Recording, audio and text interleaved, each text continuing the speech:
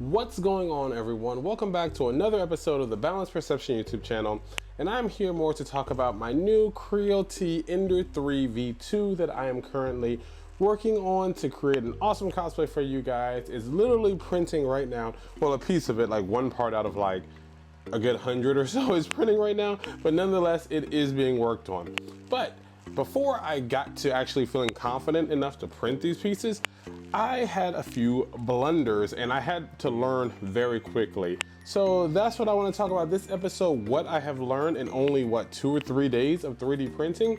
Hopefully you guys will avoid these same mistakes if you do get a 3D printer or the Ender 3 V2, and I will hopefully save you guys some time. And we're going to check out a few of the prints I've already done. So let's get into it.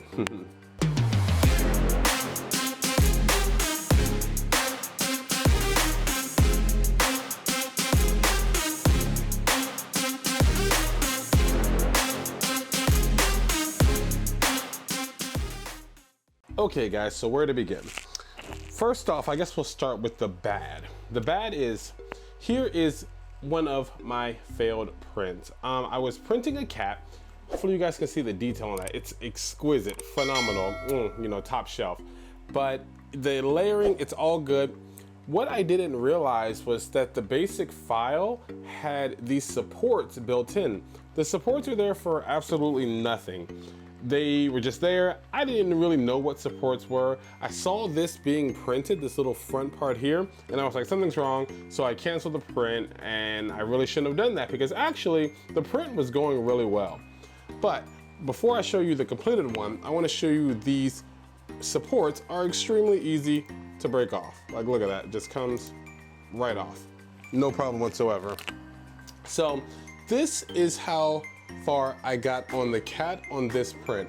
His, I guess, paw was beginning to get printed right here. You can see some type of, I guess that's Chinese, I think, characters.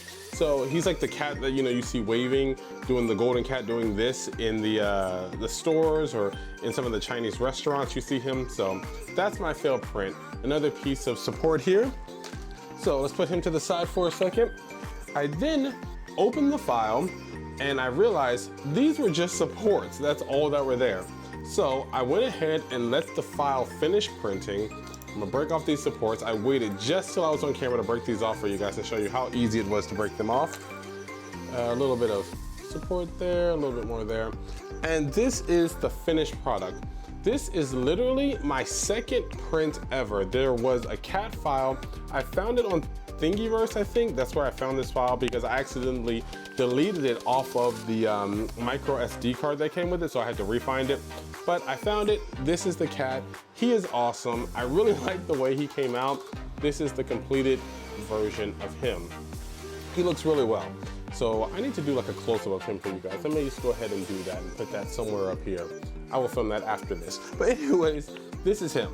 So just to show you a comparison, boom, boom. And I want to show you a comparison of the very first print I did, which was my dog, much larger, so you guys can see the size difference. So I felt very comfortable and confident with this print, so I went ahead and moved on to this. Then I went ahead and printed this little slingshot. And I printed this because I wanted to shoot my girlfriend with random things that I had around my house. That didn't go so well. She got really angry at me, so don't do that. But do that. Anyways though, yes, this was my third print and it came out extremely well. There's a little bit, I mean a little bit of error that occurred right here with the other notch where you put the rubber band, you know, and pull it like this, but it's not anything major. I mean, I'm sure it could be sanded out and then you could just go ahead and apply some wood filler and it will be fine. So that's this. Then we have, this is now going to be like my test filament. This is the filament that came with the Ender 3 V2. If you guys purchase a V2, you will not get filament, so just know that. You will get like this bundle of test filament. With this bundle, I was able to print the cat, the dog, the slingshot, everything you saw, and still had this left over. There's not a ton left, but you know, it's a good little bit. I went ahead and ordered some filament, the Ender, I guess just filament on Amazon, and I went ahead and ordered some filament through Creality. So I will go ahead and show these boxes to you guys. I have yet to use this.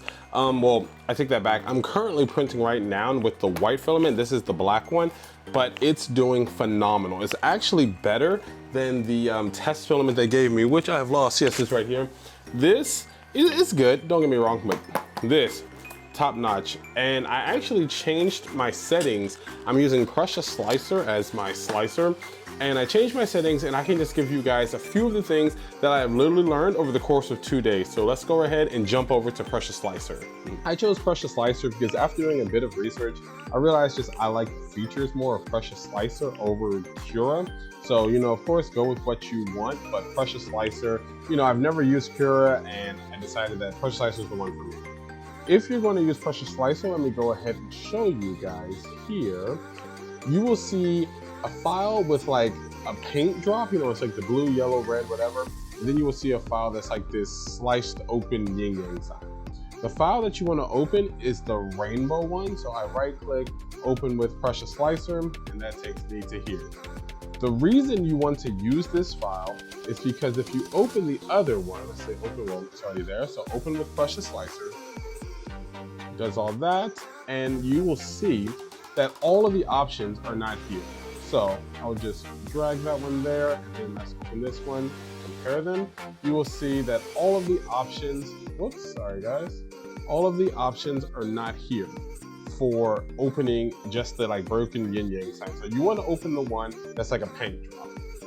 So we have that one open here, and you will see that there are tons of options over here on the side when you click the cat. So I click the cat, there's this option which is move, there's this option which is scale, rotate, place on face, cut, paint on support, and seam painting.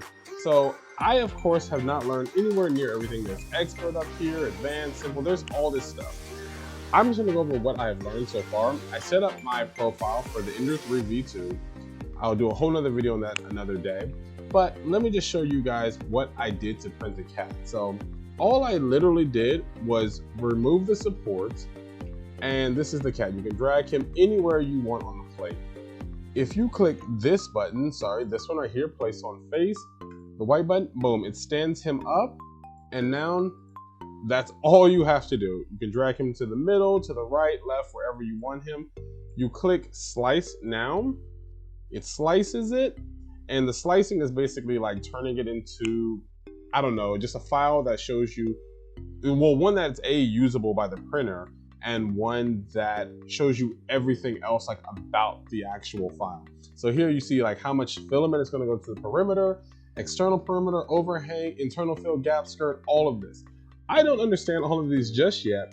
I watched a few videos, but I do know that I was able to get rid of a lot of these supports. That's why you saw the first cat had that bit of support that I had not gotten rid of. Once I deleted it, we were good to go. This cat did not eat any supports whatsoever. He was perfectly fine. Then you'll come down to here and click export as G-code, save it as a G-code, and you're good to go.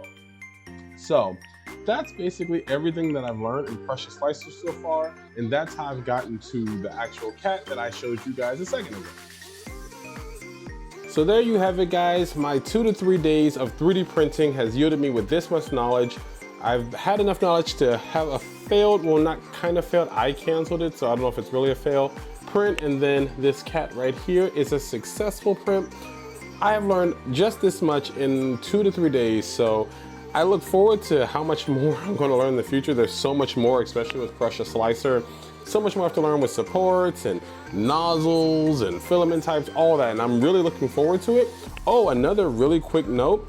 I was unable to get the current files I have printing going to actually print on my Ender 3, and I couldn't figure out why. I was, looking up, going through this whole dark hole. After about an hour or so, I came across a thread on Reddit. If you guys have an Ender 3, just know 2 things. One, it cannot read G-code files inside a file. So if you have a G-code inside of a file, you have to take it out of the file and just put it on the SD card without it being in a file for the 3D printer to recognize it.